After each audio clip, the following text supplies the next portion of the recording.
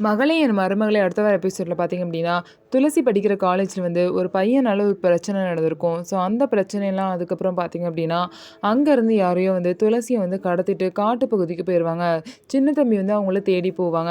அவங்கள பார்த்தீங்க அப்படின்னா, ஒரு மரத்துல வந்து கட்டி வச்சுருவாங்க. இத பார்த்த சின்ன தம்பி அந்த ஆளுங்களலாம் அடிச்சு போட்டுட்டு பார்த்தீங்கன்னா, துளசிய வந்து காப்பாத்தி கூட்டிட்டு போயிருவாங்க.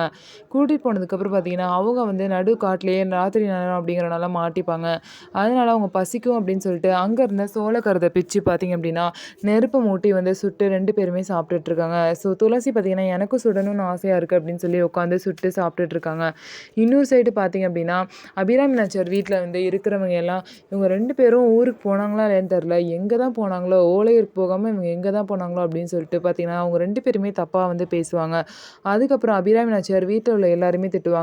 தேவையில்லாம அவங்க 2 பேரையும் தப்பா பேசுற வேல வச்சுக்காதீங்க.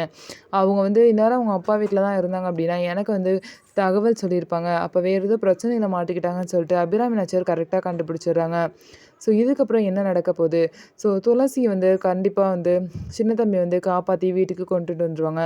அதுக்கப்புறம் நடந்ததெல்லாம் சொல்லி தான் வீட்ல உள்ள எல்லாருக்கும் புரிய வைக்க போறாங்க. ஸோ நம்ம வீடியோ உங்களுக்கு பிடிச்சிருந்தா நம்ம வீடியோவ லைக் பண்ணிக்கோங்க. மறக்காம நம்மளோட சேனல சப்ஸ்கிரைப் பண்ணிட்டு பாருங்க.